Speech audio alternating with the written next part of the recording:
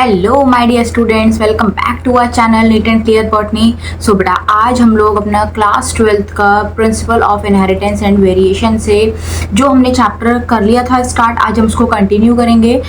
इससे पहले हम लोगों ने अपने बेटे स्टार्ट किया था about the pre Mendelian inheritance. Okay, so उसके बिहाफ पे हमने देखा था भाई बहुत सारे साइंटिस्ट थे, उनके डिफरेंट थ्योरीज रही थी इस चीज़ के लिए कि भाई कैसे सेक्सुअल रिप्रोडक्शन के थ्रू वेरिएशन कॉजेज होते हैं, कैसे हेरिडिटी होती है। तो ये सारा हमारा प्री मेंडेलियन था। फिर इसके बाद में हमने कुछ मेंडेलियन आइडियाज देखे थे। आज हम लोग मेंडेलियन आइडियाज के अंदर अपने कुछ टर्मिनोलॉजीज बेटा आज अपनी स्टार्ट करने वाले हैं।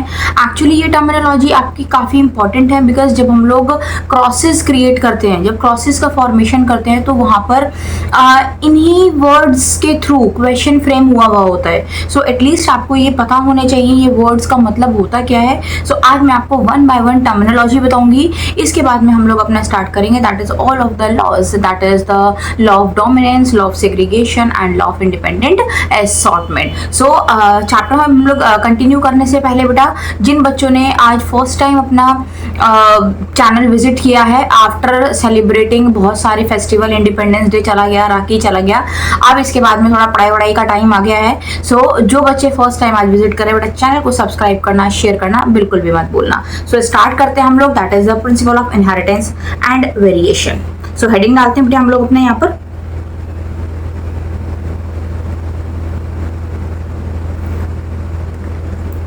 प्रिंसिपल ऑफ इनहेरिटेंस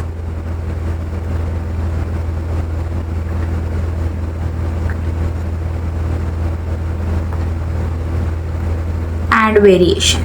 ठीक है, ऑलरेडी बेटा मैं इन सभी टर्म्स के आपको मतलब बता चुकी हूँ फर्स्ट लेक्चर के अंदर।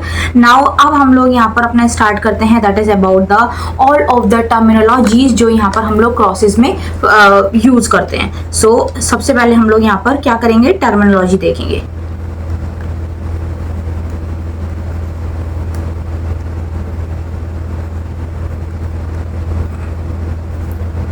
Very first terminology, that is the homozygous.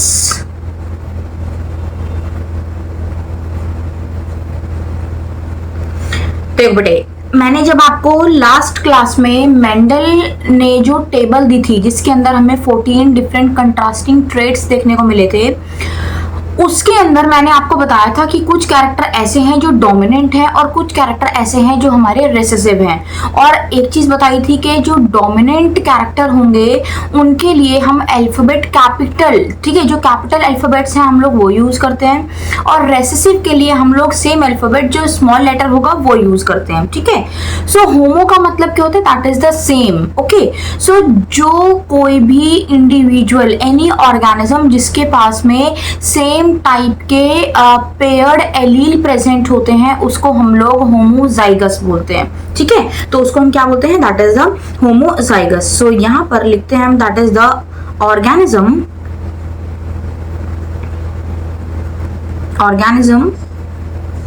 having a pair of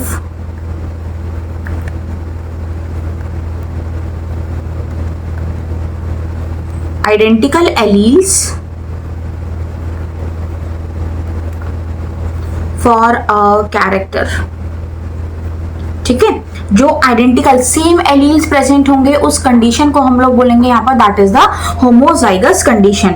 इसकी अगर मैं यहाँ पर आपको बेटे एग्जांपल बताऊं, सो एग्जांपल दैट इज, अगर मैं यहाँ पर दो एलील, क्योंकि एलील जो होते हैं वो हमेशा पेयर फॉर्म में प्रेजेंट होंगे, तो ये मैंने यहाँ पर दो बार कैपिटल टी लिख दिया, तो ये दोनों आपको कैपिटल टी सेम नजर आ रहे हैं। तो ये हमारा प्लांट कैसा है, basically this plant is tall plant. Okay, so ये हमारा क्या हो गया, दिस इज होमोजाइगस। अगर मैं यहाँ पर दोनों बेटे स्मॉल लिख दूं तो ये क्या हो जाएगा, ये दोनों आपको दोनों स्मॉल लेटर्स एक जैसे नजर आ रहे हैं, तो ये हमारी कैसी कंडीशन हो जाएगी, ड्वार्फ कंडीशन हो जाएगी। ठीक है ना, सो जिसमें भी कोई भी लेटर बिल्कुल सेम होता है, लाइक कैपिटल आर हो गया, कैपिटल वी हो गया, जो भी लेटर होते हैं वो सारे हमारे कैसे होंगे, जो सेम होते हैं, they are to be known as homozygous. ठीक है, उसको हम लोग होमोजाइगस बोलते हैं। नाउ सेकंड है हमारा दैट इज द हेट्रोजाइगस। अब हेट्रोजाइगस के अंदर देखो बेटे क्या होता है, अभी हमने होमो में देखा, होमो का मतलब हमेशा होता है सेम, हेट्रो का मतलब है डिफरेंट। तो होमोजाइगस में क्या था, सेम एलील्स, बट हेट्रोजाइगस में क्या होगा, डिफरेंट एलील्स प्रेजेंट होंगे। सो ये हमारे क्या हो जाएंगे, they are to be known as heterozygous. Okay, so यहां पर हम लोग लिख लेते हैं बेटा, organism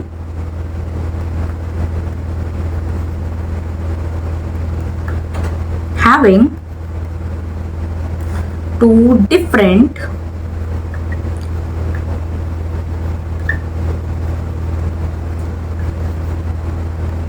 allele for a character. किसी भी कैरेक्टर का जो एलील है अगर वो डिफरेंट होते हैं तो उसको हम क्या बोलेंगे, they are to be known as heterozygous. और इसके अगर मैं यहाँ पर आपको एग्जांपल लिखाऊं, देखो जैसे एक कैपिटल टी हो गया, एक स्मॉल टी हो गया, बेटा दोनों डिफरेंट है, ठीक है। तो ये हमारा क्या हो जाएंगे, इसको हम क्या बोल देंगे, सिंपली ये हमारे, जैसे आप कह सकते हो कैपिटल टी स्मॉल टी, तो हमारे दोनों अलग अलग हो गए।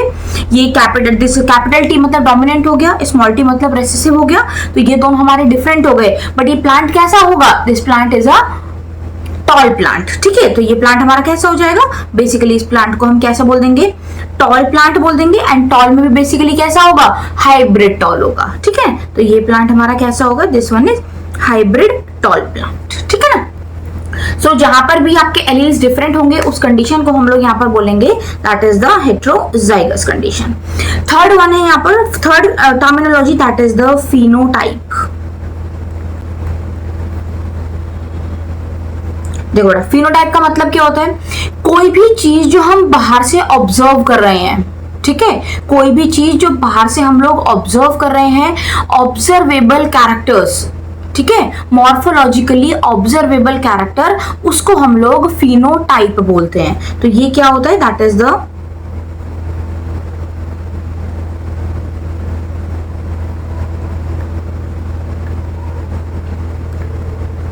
Observable character. ओके, अब जैसे भाई देखो, अगर मैं इसका एग्जांपल देखूं तो ये जो कैपिटल टी है ये हमारा कैसा है, टॉल हो जाएगा, ठीक है।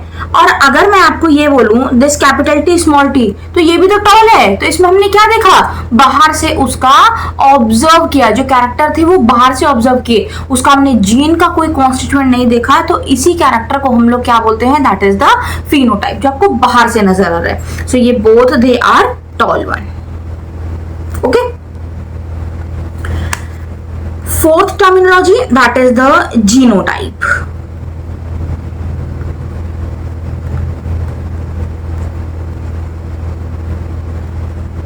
जीनोटाइप का मतलब क्या होता है, that is the genetic constituent.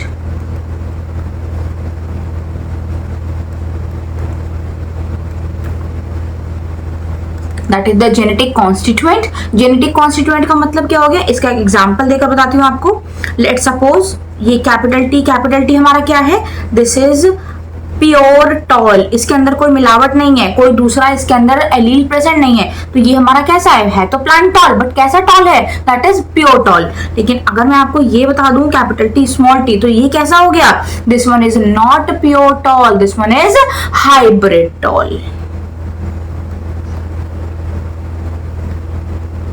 तो ये कैसा हो जाएगा हमारा, this one is hybrid tall. Okay, चलो नेक्स्ट हमारी terminology that is the dominant trait.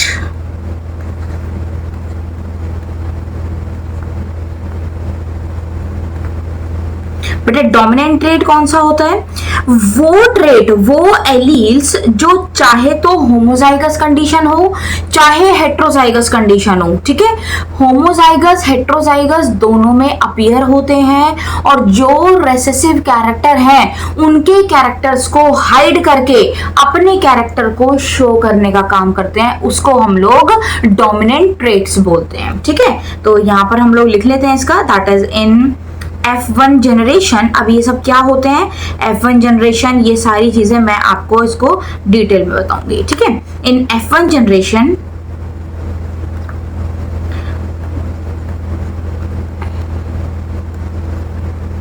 To dissimilar factor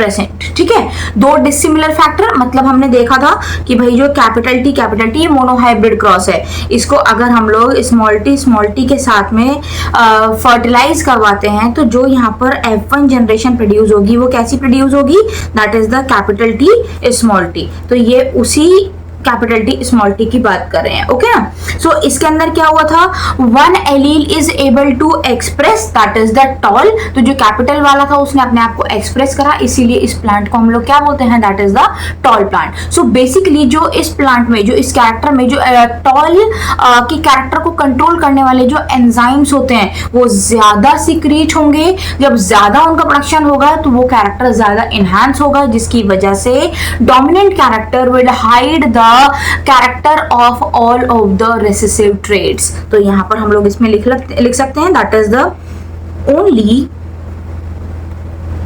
one is able to express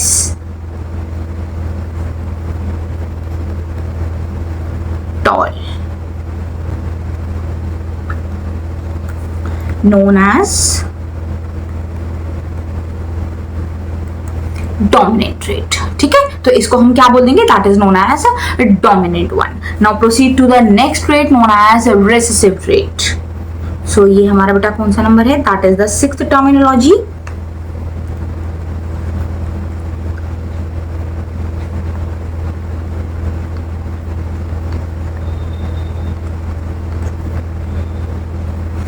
recessive trait कैसे होते हैं बेटा, बिल्कुल ऑपोजिट होते हैं डोमिनेंट से। वो कैरेक्टर जो सिर्फ और सिर्फ होमोजाइगस कंडीशन में शो होंगे, हेट्रोजाइगस में कभी भी अपने आप को एक्सप्रेस नहीं कर पाते। हमेशा डोमिनेंट जो होगा, ठीक है, तो वो होमोजाइगस कंडीशन में, मतलब बेसिकली आप कह सकते हो कि डोमिनेंट वाला रेसेसिव के कैरेक्टर को हाइड करता है, लेकिन सम टाइम सिर्फ और सिर्फ होमोजाइगस कंडीशन के अंदर जो रेसेसिव ट्रेट है वो अपने आप को भी एक्सप्रेस कर सकता है, तो उसको हम लोग रेसेसिव ट्रेट बोलते हैं। ओके ना, सो यहां पर लिख सकते हैं that is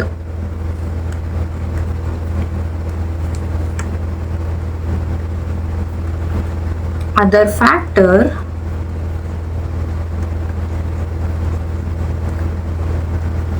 fails to express itself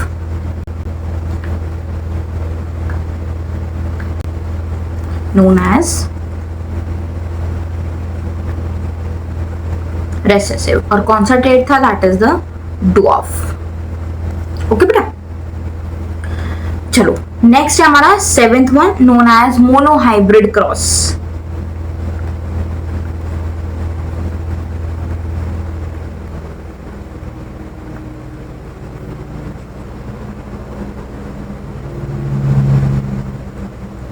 monohybrid cross का क्या है, एक ऐसा क्रॉस जो किसके अंदर होगा, only one pair of the contrasting character. ठीक है, एक ही पेयर कंट्रास्टिंग कैरेक्टर के अंदर जो क्रॉस क्रिएट करते हैं उसको हम लोग मोनोहाइब्रिड क्रॉस बोलते हैं। So cross is made between a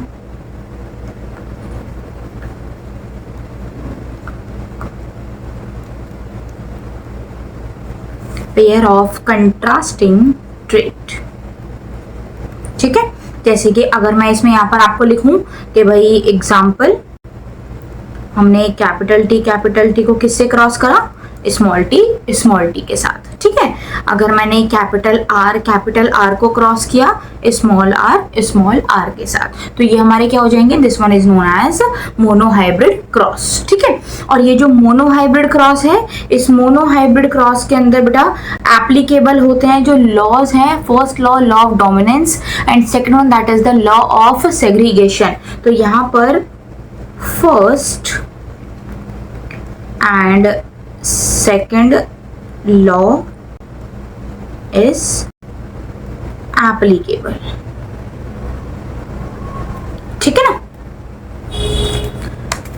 ये लॉज बेटा क्या है, मैं आपको उसको डिटेल में बताऊंगी। Next one that is the dihybrid cross.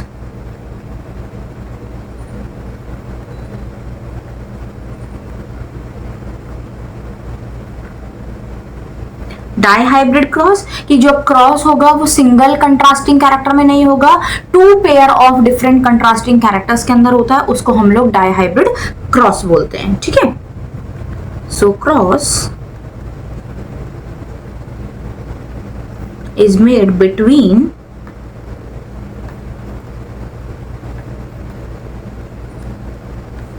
two pair of contrasting traits।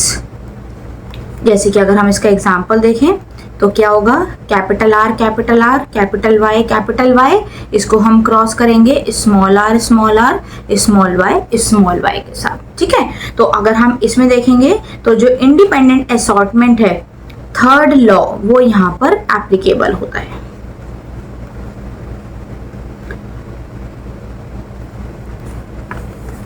ठीक है बेटा, सो ये टर्मिनोलॉजीज आई थिंक आपको सबको क्लियर होंगी। नाउ अब हम लोग यहाँ पर अपने स्टार्ट करते हैं, दैट इज द लॉज। एक नोट में यहाँ पर हम लोग लाइन लिखते हैं,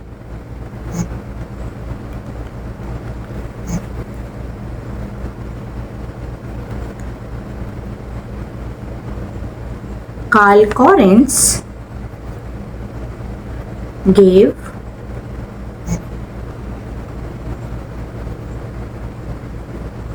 shape of laws of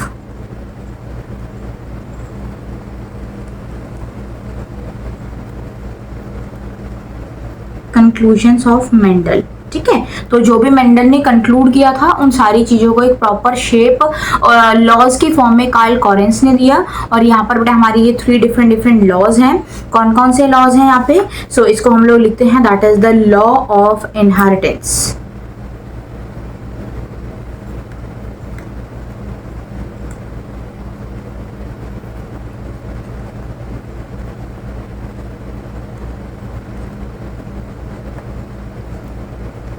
ठीक है बेटा, कौन कौन से लॉज हैं यहाँ पे, फर्स्ट लॉ है, वेरी फर्स्ट जो हम लोग यहाँ पर पढ़ते हैं, that is the law of dominance.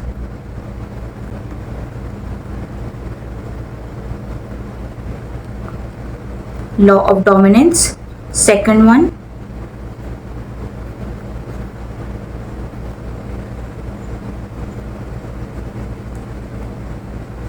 law of segregation, and third one that is the law of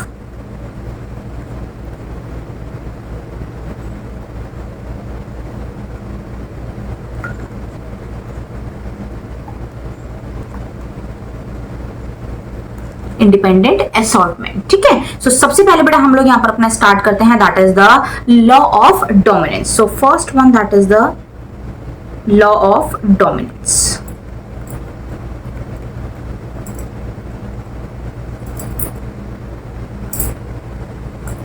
एक स्टेटमेंट आपको लिखवा रही हूँ, एज इट इज बेटा हमारी एनसीईआरटी की स्टेटमेंट है, इसको काफी अच्छे से लर्न कर लेना, कई बार क्वेश्चन घुमा फिरा के इससे पूछ लिए जाते हैं। ठीक है, सो एक स्टेटमेंट है, सबसे पहले ही statement first one that is the every character is controlled by the discrete unit known as factor. ठीक है, तो ये हमारा फर्स्ट है, एवरी कैरेक्टर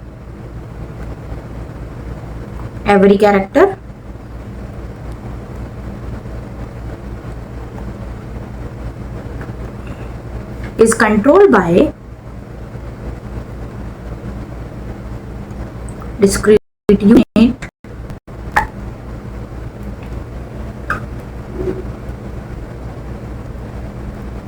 called factor। ठीक है, जितने भी कैरेक्टर हैं उसे कौन कंट्रोल कर रहे हैं, फैक्टर कंट्रोल कर रहे हैं। और फैक्टर का मतलब क्या होता है, मेंडल के टाइम पे नाम था फैक्टर, आज के टाइम में इसी फैक्टर को हम लोग किसके नाम से जानते हैं, that is the genes. Okay, तो इसको हम लोग जीन्स के नाम से जानते हैं। सेकेंड वन, जितने भी फैक्टर हैं वो कैसे होते हैं, they are always occur in pair.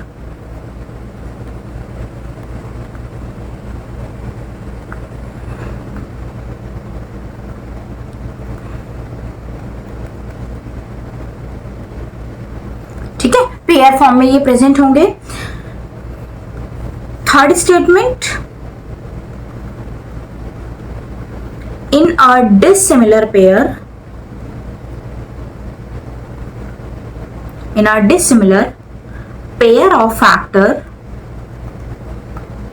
अगर कोई फैक्टर डिसिमिलर है, for example capital T small T, तो इसमें सिर्फ और सिर्फ एक ऐसा होगा जो अपने आप को एक्सप्रेस करेगा, उसको बोलेंगे डोमिनेंट, और जो एक्सप्रेस नहीं करेगा उसको क्या बोलेंगे, that to be known as recessive one. ठीक है, तो यहां पर only one is able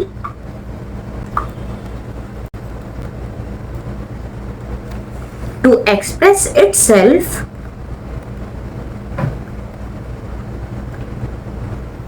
called as dominant factor। उसको क्या बोल देंगे हम, डोमिनेंट फैक्टर बोल देंगे।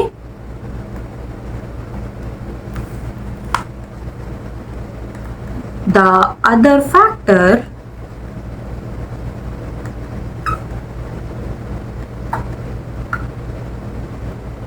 which does not show its effect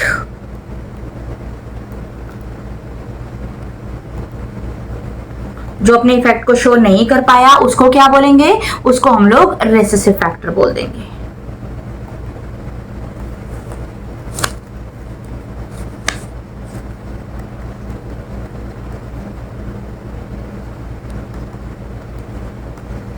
They are to be known as recessive factor। ठीक है, तो ये है हमारा दैट इज द डोमिनेंस के अकॉर्डिंग के जो लॉ ऑफ डोमिनेंस है। इसके बाद एक लाइन और है वो मैं आपको लिखवाती हूँ। पहले मैं आपको यहाँ पर इसी डोमिनेंस के रिगार्डिंग एक मोनो हाइब्रिड क्रॉस मैं आपको यहाँ पर बनाकर दिखाती हूँ। ठीक है ना, तो सबसे पहले हम लोग यहाँ पर एक क्रॉस क्रिएट करते हैं बिटवीन द स्टेम हाइट। ठीक है, तो स्टेम हाइट उसमें डोमिनेंट और रेसेसिव कैरेक्टर को हम लोग लेकर चलेंगे। तो लेट सपोज ये एक मैंने टॉल लिया, प्योर टॉल, सो ये प्योर टॉल ले लिया भाई। ठीक है, और एक यहां पर ये लिया है मैंने प्योर ड्वार्फ।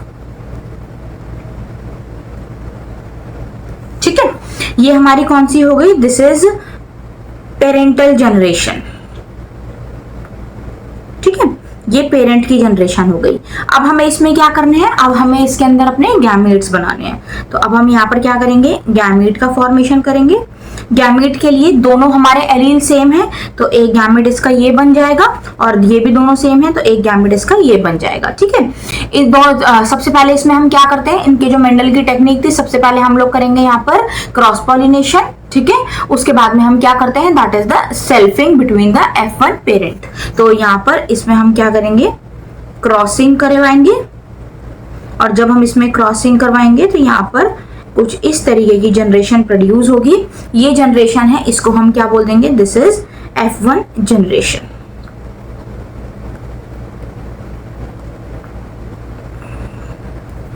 ठीक है, ये कौन सी हमारी F1 जनरेशन, और ये हमारा प्लांट कैसा होगा, दिस प्लांट इज हेट्रोजाइगस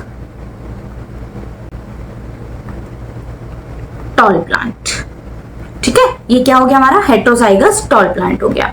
अब हम क्या करेंगे, ये जो F1 जनरेशन में पेरेंट आए हैं इसके अंदर हम सेल्फ पॉलिनेशन कराएंगे, सेल्फिंग करवाएंगे। ठीक है, तो यहाँ पर अब हमें क्या करना है, ये दोनों टॉल ले लेने हैं हमको।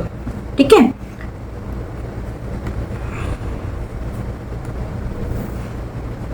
कैपिटल टी स्मॉल टी, और ये भी हमने ले लिया यहाँ पर बेटे कैपिटल टी स्मॉल टी। अब ये जनरेशन हमारी कैसी हो गई, this one is P generation, parental generation. ठीक है, अब ये पेरेंट बन गए। अब इसके बाद में हम इसके बनाएंगे यहाँ पर दैट इज द गैमीट्स। तो यहाँ पर अब हम फॉर्म करेंगे इसके गैमीट्स। तो गैमीट्स पर दोनों अलग अलग हैं, तो इसका गैमीट एक कैपिटल टी बनेगा, एक स्मॉल टी बन जाएगा। ठीक है, और इसका क्या बनेगा, सेम इसका भी कैपिटल टी बनेगा और इसका एक स्मॉल टी भी बन जाएगा। इनके बीच में हम क्या करा रहे हैं, यहाँ पर सेल्फिंग करवा रहे हैं। ठीक है, तो जब सेल्फिंग कराएंगे तो अब देखो, अगर मैं इस वाले को इसके साथ फ्यूज करें तो क्या बनेगा, कैपिटल टी कैपिटल टी। अगर मैं इस वाले प्लांट को इससे इस वाले से फ्यूज करूं तो क्या बन जाएगा, कैपिटल टी स्मॉल टी। ठीक है, इसको अगर हम लोग इससे करें तो क्या बन जाएगा, कैपिटल टी स्मॉल टी। बड़े ट्राई करना कि हमेशा जो कैपिटल लेटर है वो पहले लिखे जाएं, स्मॉल वाले बाद में लिखे जाएं। ठीक है, बाकी इसको अगर आप स्मॉल टी कैपिटल टी लिख देते हो तो कोई दिक्कत की बात नहीं है। नेक्स्ट वन, अगर हम इसको इसके साथ फ्यूज करें तो क्या बन जाएगा, that is the small T. चलो अब एक बार हम इसकी नेमिंग करते हैं, ये प्लांट हमारे कौन कौन से फॉर्म हुए हैं यहाँ पर, ठीक है। तो ये जो कैपिटल टी है ये कैसा है, this one is a pure tall. ये कैसा है बेटा, ये प्योर टॉल है। ये दोनों यहां पर कैसे बने हैं, these two are the hybrid tall. ये हाइब्रिड टॉल है और ये हमारा कैसा है, this one is pure dwarf, ठीक है। तो ये हमारा कैसा है, this one is pure dwarf. तो अगर हम लोग यहाँ पर आपको पूछा जाए टोटल कितने, इसका फिनोटाइप अगर मैं पूछूं तो यहाँ पर हमारे कितने टॉल प्लांट बने हैं टोटल हमारे यहाँ पर बेटे टोटल प्लांट का फॉर्मेशन हुआ है 3:1, ठीक है। और अगर मैं यहाँ पर आपसे ये चीज पूछूं कि कितने यहाँ पर प्योर हैं कितने हाइब्रिड हैं, तो यहाँ पर हमारा क्या होगा, ये रहा हमारा प्योर वाला, दिस इज प्योर, तो ये 1 है। ये हमारे कितने हैं, 2 बने हैं, तो ये 2, तो 1:2 और ये कितने हैं, दैट इज द 1। तो अगर मैं यहाँ पर इसका फिनोटाइप लिखूं, ये बेसिकली हमारी कौन सी जनरेशन आई है, F2 जनरेशन, ठीक है। अगर हम इसका फिनोटाइप देखें तो फिनोटाइप का मतलब क्या है, टॉल इज टू ड्वार्फ। कितने टॉल और कितने ड्वार्फ हैं, तो यहाँ पर आप देखोगे बेटा 3 प्लांट आपको यहाँ टॉल नजर आ रहे हैं, एक आपको यहाँ पर ड्वार्फ नजर आ रहा है, ठीक है। और अगर ऐसे ही हम यहाँ पर इसका जीनोटाइप देखें, अगर हम इसका जीनोटाइप देखें, कितने कैपिटल टी हैं, कितने कैपिटल टी स्मॉल टी हैं और कितने स्मॉल टी हैं, तो इसका आंसर क्या होगा, दैट इज 1:2:1, ठीक है। तो ये यहाँ पर जब मेंडल ने जितने भी पूरी टेबल के अंदर जितने भी कैरेक्टर थे, जब सारे के सारे कैरेक्टर्स को उन्होंने क्रॉस किया तो हर एक कैरेक्टर का जो फिनोटाइप और जीनोटाइप आया था वो बिल्कुल सेम आया था। इसीलिए ये हमारा जो एक्सपेरिमेंट था, हाइब्रिडाइजेशन एक्सपेरिमेंट, ये काफी सक्सेसफुल रहा था इन पी प्लांट, ठीक है। तो इसी की वजह से यहाँ पर हम एक लाइन लिखते हैं, वेरी इंपॉर्टेंट, आपकी एग्जैक्ट एनसीईआरटी की लाइन से बड़ा, तो the law of dominance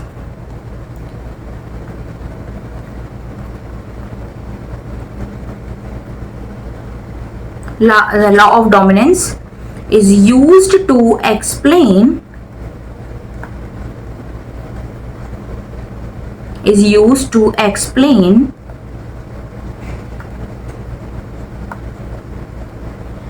the expression of only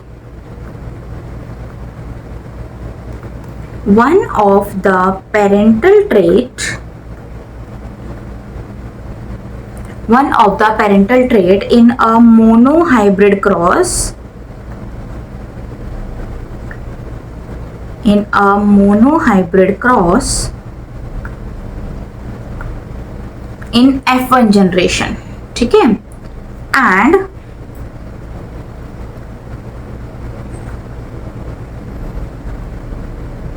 expression of both in F2 generation, ठीक है।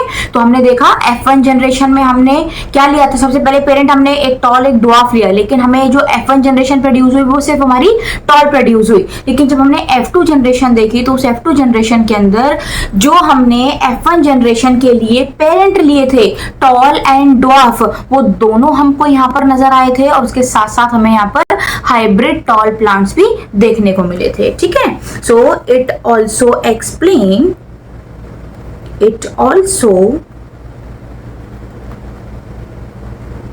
explain the proportion of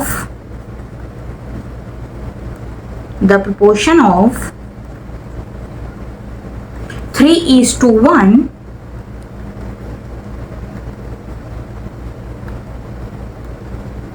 in F2 generation, ठीक है। सो ये हमारा क्या था, this is the law of independent, but remember this law is not universally acceptable, ठीक है। ये यूनिवर्सली एप्लीकेबल लॉ नहीं है क्योंकि इसके बहुत सारे एक्सेप्शंस भी हैं। वो एक्सेप्शंस हमारे कौन से हैं, लाइक मल्टीपल एलिज्म हो गया, इनकम्प्लीट डोमिनेंस हो गए, को डोमिनेंस हो गए, ये सारे हमारे क्या हैं, these all are the exception of law of dominance. Inheritance, that's why this law is not universally applicable. ठीक है, सो यहाँ पर हम लोग लिख लेते हैं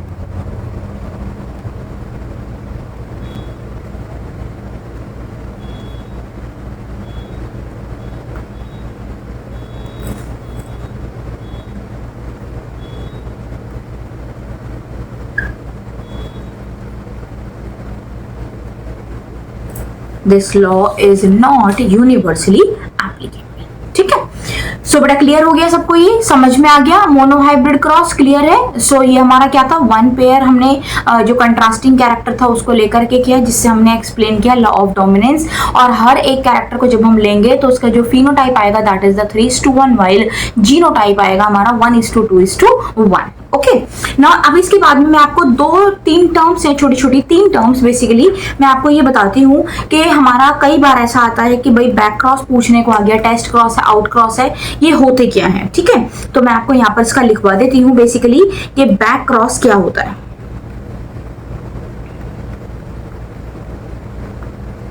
कभी भी अगर आए तो बड़ा ध्यान से इसको कर लेना। ठीक है, बेसिकली बैक क्रॉस का मतलब क्या होता है कि F1 जनरेशन जो प्रोड्यूस हुई है वो इनटू पेरेंटल जनरेशन। ठीक है, F1 generation into parental generation, मतलब F1 जनरेशन को हम क्रॉस करेंगे पेरेंटल जनरेशन से तो वो बन जाएगी हमारी that is the back cross. ये क्या है, this is the F1 generation को क्रॉस करेंगे हम पेरेंटल जनरेशन के साथ। ओके ना, अब इसमें यहां पर ये जो बैक क्रॉस है, बेसिकली जो बैक क्रॉस है, back cross is equal to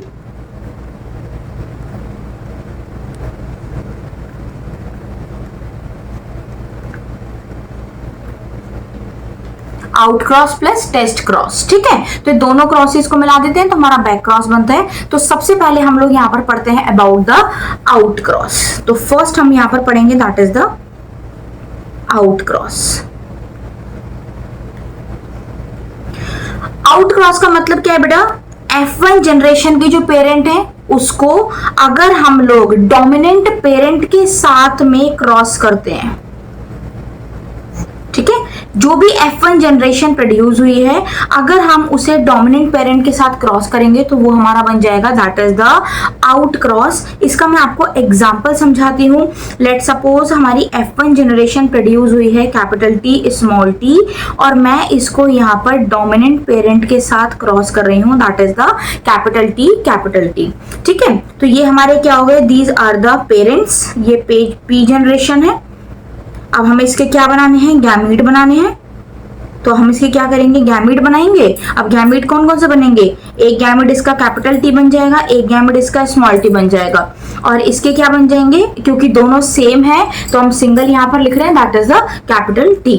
तो अगर मैं यहाँ पर इसमें आपको क्रॉस करके दिखाऊं सो ये जो हमारा यहाँ पर दिस कैपिटल T, तो ये हमारा कैपिटल T बनेगा। ठीक है, और इसको अगर मैं इसके साथ करूं तो ये क्या बन जाएगा, that is the capital T small t। ठीक है, तो ऐसी कंडीशन में अगर आप देखोगे तो जितने भी हमारे प्लांट्स हैं वो कैसे प्रोड्यूस होंगे, all are the tall plants.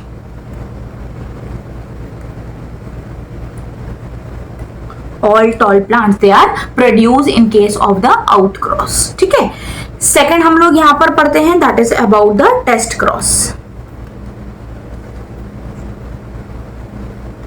Test cross का मतलब क्या है बेटा, F1 जनरेशन को अगर हम रेसेसिव पेरेंट के साथ क्रॉस करें, F1 को अगर हम लोग रेसेसिव पेरेंट के साथ में क्रॉस करते हैं तो वो हमारा टेस्ट क्रॉस बन जाता है। इसका एग्जांपल देकर के बताते हैं।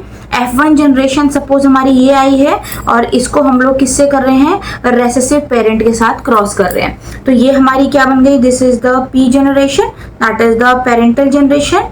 अब हम लोग यहाँ पर गैमीट फाइंड करेंगे तो यहाँ पर गैमीट कौन से बनेंगे, एक गैमीट बना यहाँ पर कैपिटल T, एक गैमीट बना यहाँ पर स्मॉल t और इन दोनों में क्योंकि दोनों एलील सेम है तो गैमीट हमारे हमेशा स्मॉल t ही बनेंगे। तो यहाँ पर ये हमने कर लिया। अब अगर मैं इस कैपिटल T को स्मॉल t के साथ करूं तो ये capital capital T small T बन जाएगा, और अगर मैं स्मॉल टी को स्मॉल टी के साथ करूं तो ये क्या बन जाएगा, स्मॉल टी बन जाएगा। तो ऐसी कंडीशन में अगर आप देखोगे तो यहाँ पे 1:1 की कंडीशन देखने को मिलेगी। 1 हमारे क्या है, दीज आर द टॉल, और ये हमारे क्या है, these are the dwarf.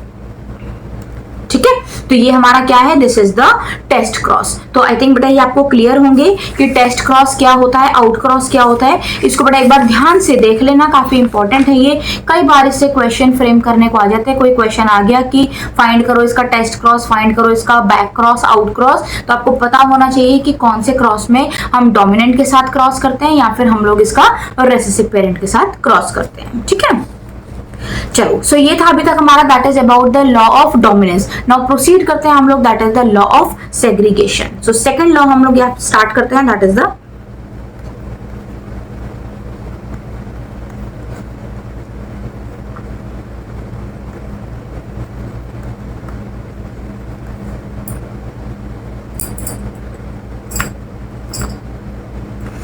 Law of segregation. ठीक है, बेसिकली जो लॉ ऑफ सेग्रीगेशन है उसका मतलब देखो होता क्या है कि जब कभी भी गैमेट का फॉर्मेशन होता है, सो गैमेट के फॉर्मेशन के टाइम पे जो सेंट्रोमियर की क्रोमोसोम की स्प्लिटिंग होती है उससे क्या होते हैं कि कुछ मतलब डोमिनेंट और रेसेसिव कैरेक्टर डिफरेंट गैमेट्स के अंदर पहुंचते हैं, और उससे अलग अलग डिफरेंट आप कह सकते हो कि गैमेट का बेसिकली फॉर्मेशन होता है। तो ये एक रैंडम सिलेक्शन है, इसके अंदर हम लोग कुछ भी आपको एग्जैक्ट इन्फॉर्मेशन नहीं बता सकते कि कौन सा, जब कभी भी डिविजन्स होती हैं, सेल डिवीजन, चाहे वो माइटोसिस हो चाहे वो मियोसिस हो, तो उसके अंदर कौन सा पर्टिकुलर कैरेक्टर कौन से गैमेट के अंदर पहुंचने वाला है। सो यही है हमारा, that is the law of segregation. So जब कभी भी गैमेट का फॉर्मेशन होता है तो वहां पर सेग्रीगेशन होता है, और सेग्रीगेशन की वजह से बेसिकली क्या होता है कि जो भी गैमेट बन रहा है उसमें एटलीस्ट कोई भी एक कैरेक्टर तो जरूर उसमें, एक फैक्टर उसमें प्रेजेंट होगा, चाहे वो डोमिनेंट प्रेजेंट हो चाहे फिर वो रेसेसिव प्रेजेंट हो। ठीक है,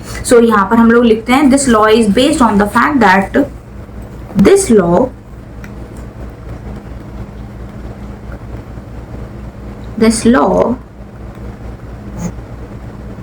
is based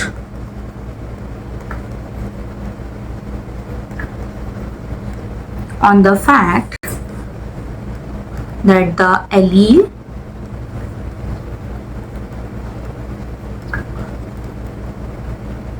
do not show any blending का मतलब क्या है, बेसिकली जो मिक्सिंग होती है, and both the characters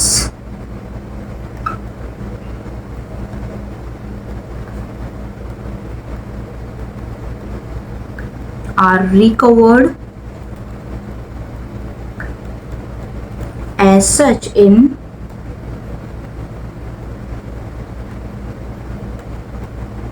F2 generation. तो ये हमने देखा था कि जो भी कोई कैरेक्टर है, चाहे वो डोमिनेंट है चाहे वो रेसेसिव है, F1 में अगर अपीयर नहीं होगा, बट F2 जनरेशन के अंदर श्योरली जितने भी कैरेक्टर हैं, डोमिनेंट हो चाहे रेसेसिव हो, वो रिकवर्ड हो जाते हैं F2 जनरेशन के अंदर। ठीक है, now during gamete formation,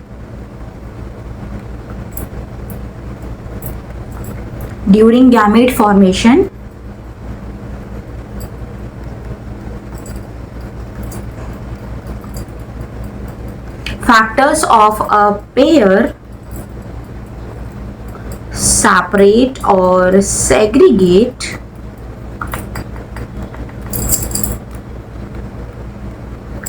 from each other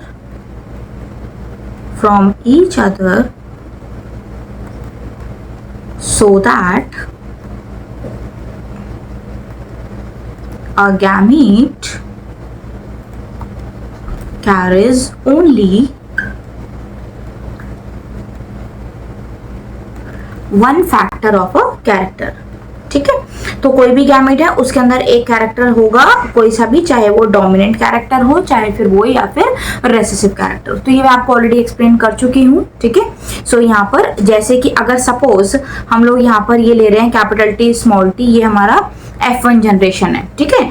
अब इसमें अगर हमने यहाँ पर गैमीट प्रोड्यूस करे तो इसमें गैमीट कौन से बनेंगे, किसी एक गैमीट के अंदर तो कैपिटल टी होगा, किसी एक गैमीट के अंदर स्मॉल टी होगा, तो एक के अंदर श्योरली डोमिनेंट कैरेक्टर है, एक के अंदर रेसेसिव कैरेक्टर है। तो यही क्या होता है, this is a purity of gametes. This is purity of gametes, ठीक है। सो यही हमारा that is the law of segregation and this law is universally applicable law, ठीक है। हर जगह पर ये लॉ जो है हमारा एप्लीकेबल होता है। सो ये हम लिख लेते हैं यहाँ पर।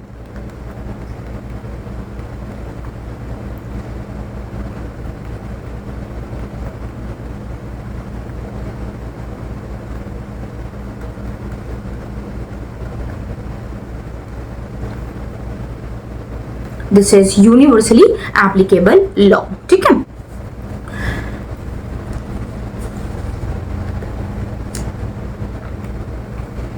अब एक चीज मैं आपको बता रही हूँ that is about the Punnett square, ठीक है। तो प्यूनेट स्क्वायर बेसिकली ये हमारा क्या होता है, ग्राफिकल रिप्रेजेंटेशन होता है कि हम लोग इसको ग्राफिकली रिप्रेजेंट करते हैं कि बेसिकली जो प्रोबेबिलिटी होती है, calculate the probability of all of the gene, all of the gamete जो हमारे बन रहे हैं पॉसिबल जीनोटाइप ऑफस्प्रिंग्स के, तो उसके लिए हम लोग प्यूनेट स्क्वायर ये बॉक्स के अंदर बनाया जाता है, ठीक है। बेसिकली हम इसको बोलते हैं ग्राफिकल रिप्रेजेंटेशन, बट ये एक स्क्वायर फॉर्म का स्क्वायर होता है, साइंटिस्ट प्यूनेट ने दिया था, that's why this square it is known as Punnett square, okay.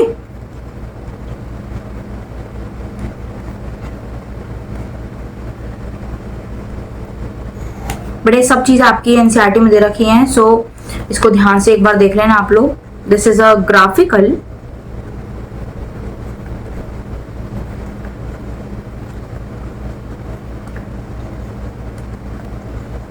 representation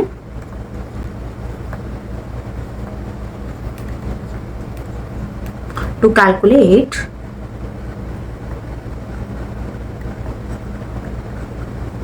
the probability of all possible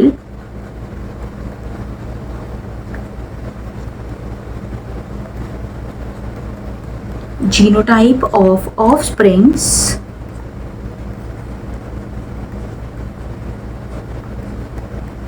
in a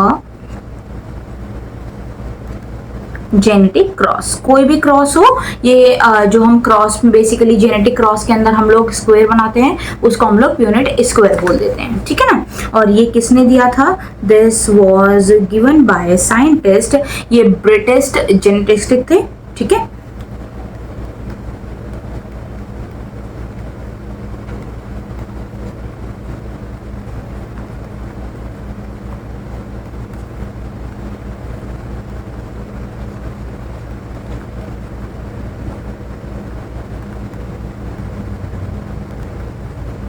that is the Reginald C Punnett, ठीक है।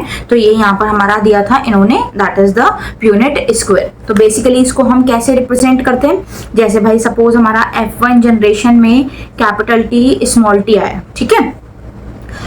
अब हम इसमें क्या करेंगे, सेल्फिंग करवाएंगे, तो ये हमारी पेरेंटल जनरेशन हो गई। पेरेंटल जनरेशन में हम क्या करेंगे, कैपिटल टी स्मॉल टी को सेल्फिंग करवाएंगे कैपिटल टी स्मॉल टी के साथ। तो इसके लिए पहले हम लोग यहाँ पर फ्रेम कर लेते हैं गैमीट्स।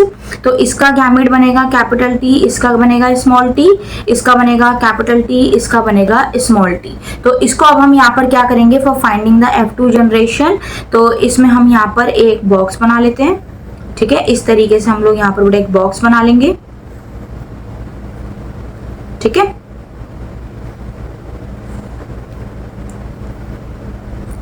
और यहाँ पर हम लोग मेंशन कर देंगे इसमें, दैट इज द एक ये this is capital T, this is small T, एक ये कैपिटल टी, एक ये स्मॉल टी, ठीक है। कैपिटल टी को कैपिटल टी के साथ करोगे तो बनेगा capital T capital T, capital T को स्मॉल के साथ करोगे तो कैपिटल टी स्मॉल टी। ये हमारा बन जाएगा capital T small T, this one is small T small T. तो अगर हम यहाँ पर देखेंगे तो बेसिकली ये पेरेंट हमारा कैसा है, दिस इज टॉल, ये हमारा कैसा है, this is hybrid tall, this is again hybrid tall and this one is dwarf. तो अगर मैं यहाँ पर फिनोटाइप देखूं तो हमारा क्या बन जाएगा, that is the 3:1,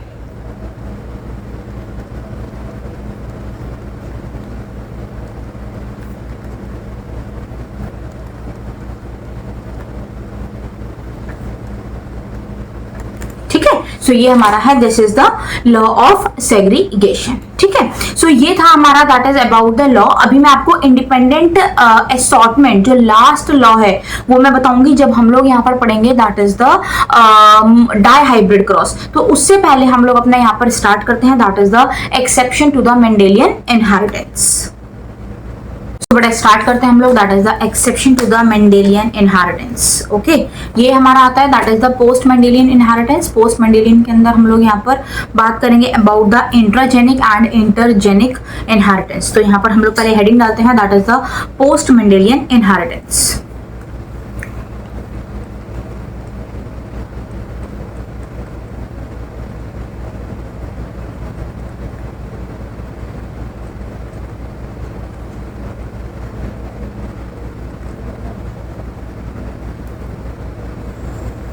post Mendelian inheritance basically यहाँ पर हम इसमें दो तरीके से पढ़ेंगे।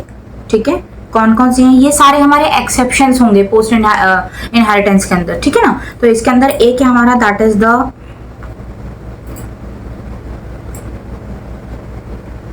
इंट्राजेनिक और दूसरा हमारा दैट इज द इंटरजेनिक।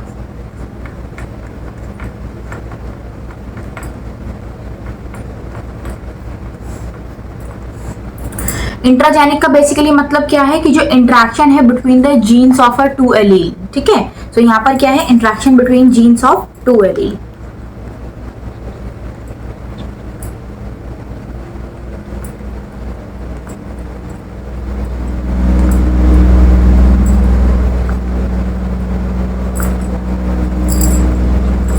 दो एलील्स के अंदर जो इंट्रैक्शन है उसको हम लोग इंट्राजेनिक बोलेंगे, और इंट्रैक्शन बिटवीन टू और मोर देन टू जीन्स तो उसको हम क्या बोलते हैं, दैट इज द इंटरजेनिक। ठीक है,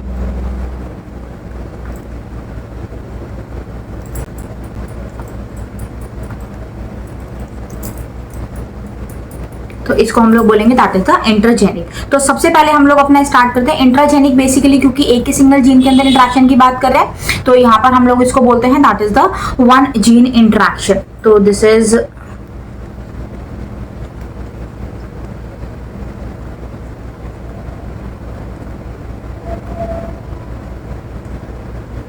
वन जीन इंट्रैक्शन, और इसको हम लोग बोलते हैं that is the two gene interaction. ठीक है, तो सबसे पहले हम लोग अपना स्टार्ट करते हैं बेटा, that is the one gene interaction.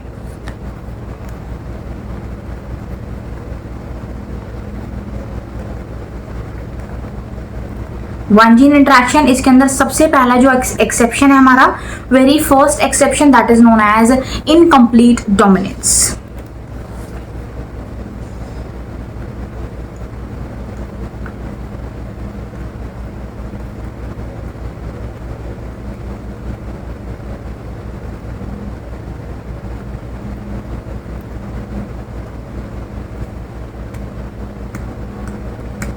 Incomplete dominance का बेसिकली क्या मतलब है, जो F1 जनरेशन होगी वो ना तो पेरेंट डोमिनेंट पेरेंट से रिजेंबल कर रही होगी, ना ही वो रेसेसिव पेरेंट से रिजेंबल कर रही होगी, वो दोनों का क्या होगा, इंटरमीडिएट फॉर्म होगा। ठीक है, सो इसका मैं आपको बताती हूँ, जो F1 है, F1 did not resemble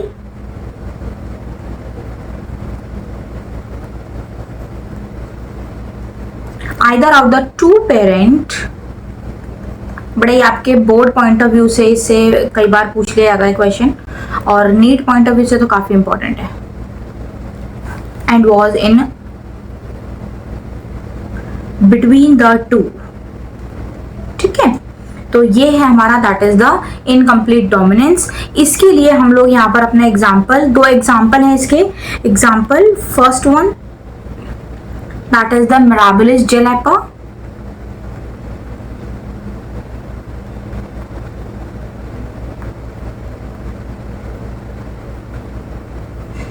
Mirabilis gelapa, it is a 4 o'clock plant। ठीक है, इसको हम लोग बड़ा 4 o'clock प्लांट भी बोलते हैं, और इसके ऊपर जो स्टडी करी थी वो काइल कॉरेंस ने करी थी।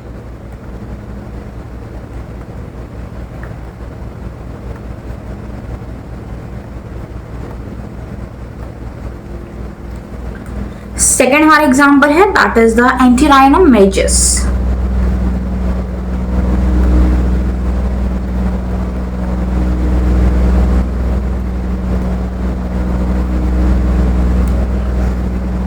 That is the Antirrhinum majus. It is a snapdragon. Snapdragon और इसको हम लोग डॉग फ्लावर भी बोलते हैं। ठीक है, तो इसके अंदर हम लोग यहाँ पर देखते हैं बेटा, सबसे पहले यहाँ पर हम लोग चूज करेंगे that is the parent generation. ठीक है, तो ये है हमारी यहाँ पर, मैं इधर पेरेंटल जनरेशन चूज कर रही हूँ। इस पेरेंटल जनरेशन में एंटीराइनम का एक प्लांट है जिसके ऊपर जो फ्लावर प्रोड्यूस हुआ है that is red colour flower. ठीक है, तो यहाँ पर हम एक फ्लावर ले रहे हैं, वो कैसा है, that is the red colour flower, और उसको रिप्रेजेंट कर रहे हैं हम लोग कैपिटल आर। कैपिटल आर से ये क्या है, this is red colour. Okay, और जो दूसरा फ्लावर है वो कैसा है, that is the white colour flower. ठीक है बेटा, इसको हम लोग रिप्रेजेंट कर रहे हैं यहाँ पर स्मॉल आर से। ओके ना, अब जब इसके यहाँ पर गैमीट का फॉर्मेशन होगा, जब यहाँ पर इसके गैमेट बनेंगे तो इसका एक गैमेट बेसिकली यहाँ पर कैसा हो जाएगा, that is the capital R, और इसका गैमेट क्या हो जाएगा, that is the small r. इनके बीच में हमें क्या करवानी है, यहाँ पर क्रॉसिंग करवानी है। जब यहाँ पर हम लोग इस कैपिटल आर और स्मॉल आर के बीच में क्रॉसिंग करवाते हैं, और जब हम यहाँ पर देखेंगे इसकी F1 जनरेशन, तो यहाँ पर जो फ्लावर प्रोड्यूस होगा वो फ्लावर यहाँ पर कैसा प्रोड्यूस हुआ, that is the capital R small r. But जो इसका कलर था वो कैसा था, अगर हम लोग लॉ ऑफ डोमिनेंस के अकॉर्डिंग देखें तो इसका कलर कैसा होना चाहिए, रेड कलर का होना चाहिए। बट यहाँ पर जो F1 जनरेशन के अंदर फ्लावर प्रोड्यूस हुआ वो फ्लावर ना तो रेड कलर का था ना ही वो फ्लावर व्हाइट कलर का था, that is the intermediate flower. तो ये फ्लावर कैसा था, that is the pink colour flower. ठीक है, तो यहाँ पर जो ये फ्लावर है ये कैसा प्रोड्यूस हुआ, that is the pink colour flower. अब मैं आपको एक चीज बता रही हूँ कि ये जो रेड कलर है, ये जो व्हाइट कलर है, ये जो पिंक कलर है, ये फॉर्म हुए कैसे हैं। देखो बेटा, ये जो रेड वाला फ्लावर है, ठीक है, इस रेड कलर फ्लावर के अंदर बेसिकली जो इसके एंजाइम्स होंगे, ठीक है, जो एंजाइम बेसिकली रेड कलर को प्रोड्यूस करने के लिए होंगे, वहां पर एंजाइमेटिक एक्टिविटी बहुत ज्यादा रही होगी, जिसकी वजह से बहुत ज्यादा एंजाइम्स का सिक्रीशन हुआ। जब बहुत ज्यादा एंजाइम प्रोड्यूस होंगे तो बहुत ज्यादा एंजाइम प्रोड्यूस होने की वजह से बहुत ज्यादा पिगमेंटेशन भी होगी। ठीक है, तो जब बहुत ज्यादा एंजाइम प्रोड्यूस होंगे उसकी वजह से जो पिगमेंट है वो बहुत ज्यादा होगी। बहुत ज्यादा पिगमेंट होने की वजह से जो यहाँ पर फ्लावर प्रोड्यूस हुआ वो कैसा फ्लावर प्रोड्यूस हुआ, that is the red colour flower. ठीक है, तो ज्यादा एंजाइम, ज्यादा एंजाइमेटिक एक्टिविटी, उसकी वजह से ज्यादा पिगमेंट हुई तो उससे रेड कलर यहाँ पर अपीयर हो गया। ओके ना, व्हाइट कलर फ्लावर के अंदर क्या रहा होगा कि जो यहाँ पर इस व्हाइट कलर फ्लावर में बेसिकली जो कलर प्रोड्यूसिंग एंजाइम है वो बहुत ही कम रहे होंगे या बिल्कुल एब्सेंट रहे होंगे। ठीक है, तो एंजाइम्स की एक्टिविटी रही यहाँ पर एब्सेंट। जब एंजाइम्स की एक्टिविटी यहाँ पर एब्सेंट होगी तो जो यहाँ पर पिगमेंट है, यहाँ पर जितने लेस एंजाइम उतना ज्यादा कम पिगमेंट। ठीक है, तो उतना ज्यादा यहाँ पर क्या हुआ, लेस पिगमेंट का फॉर्मेशन हुआ, जिसकी वजह से यहाँ पर जो फ्लावर था वो कैसा प्रोड्यूस हुआ, that is the white colour flower. अब जब F1 जनरेशन प्रोड्यूस हुई तो इस F1 जनरेशन के अंदर जो यहाँ पे एंजाइम्स थे, इन एंजाइम्स की एक्टिविटी बहुत ज्यादा भी नहीं थी और बहुत कम भी नहीं थी। ठीक है, बहुत ज्यादा भी एक्टिविटी नहीं थी, बहुत कम भी एक्टिविटी नहीं थी, जिसकी वजह से यहाँ पर पिगमेंट का तो फॉर्मेशन हुआ बट उतनी ज्यादा हाई पिगमेंटेशन नहीं हुई जितनी कि रेड कलर के फ्लावर के अंदर यहाँ पर फॉर्म हुई थी। तो पिगमेंट यहाँ पर हुई बट बहुत ज्यादा नहीं हुई, जिसकी वजह से जो यहाँ पर फ्लावर था वो कैसा प्रोड्यूस हो गया, that is the pink colour flower. एक सिंपल सा एग्जांपल आपको बताती हूँ यहाँ पर। इसमें आपने देखा होगा नॉर्मली रेड वाटर कलर के अंदर आप थोड़ा सा व्हाइट कलर अगर ऐड करोगे तो वो पिंक कलर के अंदर कन्वर्ट होना स्टार्ट हो जाएगा। तो श्योरली यहाँ पर जो एंजाइमेटिक एक्टिविटी थी वो बहुत ज्यादा नहीं थी और ऐसा भी नहीं है कि बहुत कम थी। तो एक इंटरमीडिएट कंडीशन प्रोड्यूस हुई, जिसकी वजह से यहाँ पर F1 जनरेशन में ना तो रेड कलर का फ्लावर प्रोड्यूस हुआ ना ही व्हाइट कलर का फ्लावर प्रोड्यूस हुआ। यहाँ पर प्रोड्यूस हुआ एक intermediate flower, that is the pink colour flower. ठीक है, तो ये हमारी क्या प्रोड्यूस हो गई, that is the F1 generation. अब अकॉर्डिंग टू द मेंडल हम क्या करते हैं, यहाँ पर F1 जनरेशन में क्या करेंगे, सेल्फिंग करवाएंगे। तो हम यहाँ पर अब नेक्स्ट पेरेंटल जनरेशन चूज करेंगे। इसकी पेरेंटल जनरेशन के अंदर हमने क्या लिया, कैपिटल आर स्मॉल आर। इसको हम किससे फ्यूज करेंगे बेटा, कैपिटल आर स्मॉल आर से। इसके जब हम गैमेट बनाएंगे तो इसके गैमेट में यहाँ पर कौन कौन से गैमेट बनेंगे, एक बनेगा कैपिटल आर, दूसरा बनेगा स्मॉल आर। ठीक है, इसका भी बनेगा एक कैपिटल आर और एक इसका बनेगा स्मॉल आर। अगर हम यहाँ पर F2 जनरेशन फाइंड करते हैं, अगर हम F2 जनरेशन फाइंड करेंगे तो जो कैपिटल आर है, अगर इस कैपिटल आर से करेंगे तो क्या बनेगा, कैपिटल आर कैपिटल आर। ठीक है, ये कैपिटल आर अगर मैं इससे करूं तो क्या बनेगा, that is the capital R small r. अगर मैं इससे करूं तो क्या बनेगा, that is the capital R small r. Okay, और अगर मैं इससे करूं तो ये क्या बनेगा, this is the small r small r. ठीक है, नाउ द क्वेश्चन इज, अब यहाँ पर जो फिनोटाइप और जीनोटाइप है वो ये क्या प्रोड्यूस होगा। अब आप बेटा इसको देखते जाओ। ठीक है ना, देखो इसको हमने एक्सेप्शन क्यों बोला है, कैपिटल आर फ्लावर हमारा कैसा होगा, that is the red colour flower. ठीक है, ये दोनों हमारे कैसे होंगे, these two are the pink colour flower. और ये हमारा कैसा होगा, this one is the white colour flower. तो अगर मैं यहां पर आपसे बोलूं कि इसका फिनोटाइप क्या होगा, तो phenotype is equal to red is to pink is to white. तो ये कैसा हो गया, दैट इज द 1:2:1। ठीक है, और अगर हम यहाँ पर इसके जीनोटाइप की बात करें तो जीनोटाइप क्या हो जाएगा यहाँ पर, that is the capital R small r small r. तो ये क्या हो गया, दैट इज द 1:2:1। तो अगर हम लोग यहाँ पर देखें इस केस के अंदर, तो इस केस में बेसिकली जो फिनोटाइप और जीनोटाइप है that is both are same. But अगर हम लोग मेंडेलियन लॉ के हिसाब से देखें तो जो हमारा फिनोटाइप है वो कैसा आना चाहिए, दैट इज द 3:1, और हमारा जीनोटाइप कैसा आना चाहिए, दैट इज द 1:2:1। सो इसीलिए हम इसको बोलते हैं that is the law of dominance is not universally applicable law. ठीक है ना, सो ये है हमारा that is the exception of the Mendelian inheritance. और इसमें पहला एग्जांपल था हमारा that is the incomplete dominance, जिसके अंदर हमने एग्जांपल पढ़ा अबाउट द एंटीराइनम मेचस। ठीक है, सो ये था हमारा आज का टॉपिक। नाउ बेटा अब हम लोग अपने नेक्स्ट क्लास के अंदर कंटिन्यू करेंगे एक्सेप्शंस के लिए, जिसमें हम लोग अपना पढ़ने वाले हैं about the multiple allelism, codominance. ठीक है, ये पढ़ेंगे। इसके बाद हम लोग अपना करेंगे डाइहाइब्रिड क्रॉस, वो हमारा पूरा फिनोटाइप जीनोटाइप करके, और मैं आपको उसका लॉ बताऊंगी that is about the law of independent assortment. So till then thank you so much, take care all of you बेटा। अच्छे से पढ़ो, घर में रहो, ठीक से रहो, और बिल्कुल भी आपको कोई डाउट आए तो मेरे को बेटा जरूर कमेंट सेक्शन में आप लोग बताना। चैनल को लाइक एंड सब्सक्राइब करना बिल्कुल मत भूलना, शेयर करना तो बिल्कुल भी मत भूलना। So thank you so much, take care all of you, bye bye.